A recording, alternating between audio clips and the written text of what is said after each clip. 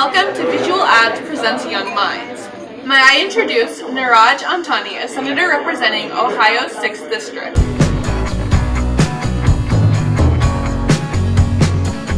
Thank you for accepting our invitation and welcome to the show. My name is Sanvi and this is Satika, and this is a short interview to help us learn Niraj's journey and achievements. Let's get started. Section 1 is about your background and how your journey started. Please tell us a little bit about yourself. Sure. Well, thank you for having me. It's an honor to be here. I was born and raised in the district that I represent in Dayton, Ohio.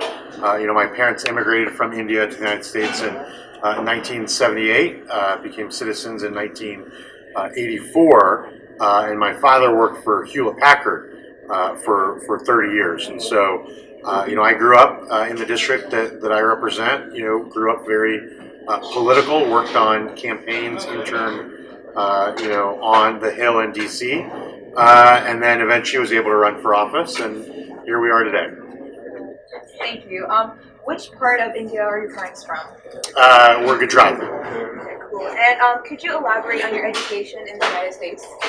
So I went to Miamisburg schools growing up, public education, and then went to the Ohio State University here in Columbus, and had my bachelor's degree, and then interestingly enough, maybe not a good lesson for most people, but I went to law school for 1 year, but then that summer I ran for office and won, and then quit law school. So I am officially a law school dropout. Not that anyone else should be, but I am. So that's where we are. Thank you. The next question is, who is your inspiration or role model and why?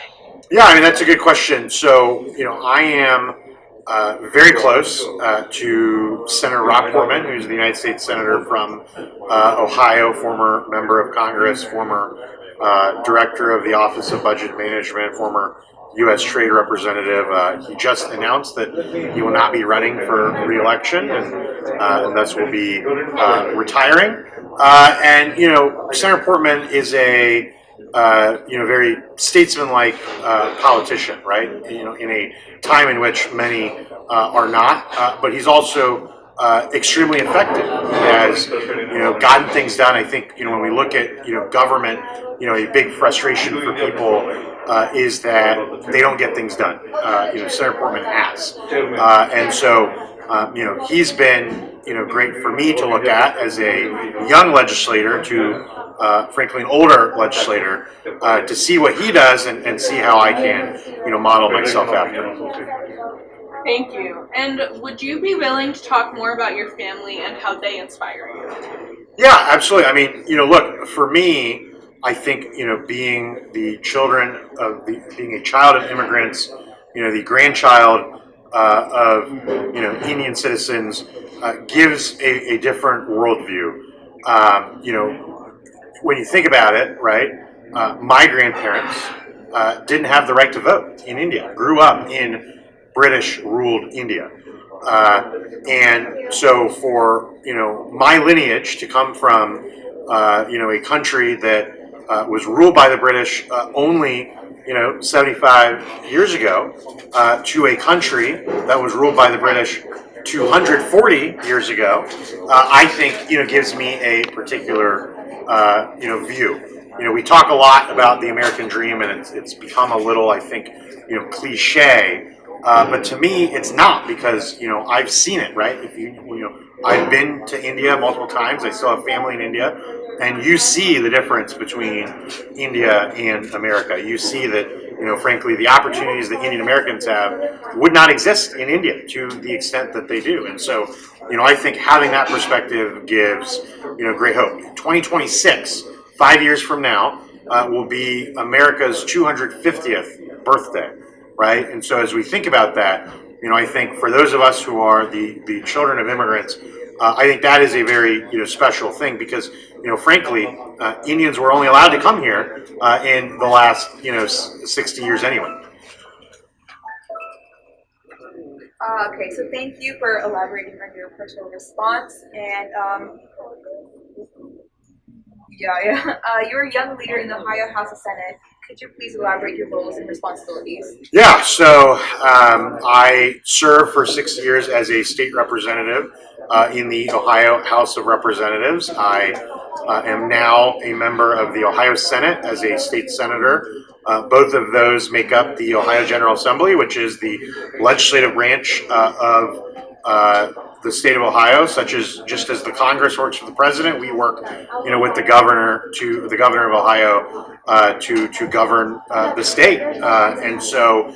The difference between the House and the Senate. I mean, in the House, I represented 120,000 people. In the Senate, I represent 360,000 people, and so quite a larger territory now. And so, on a day-to-day basis, we are making the laws of Ohio. We fund education, Medicaid, prison, developmental disabilities, a variety of other, programs in Ohio, roads and bridges, right, everything. And that is our job. We are the stewards, the elected representatives for the people of Ohio. Thank you.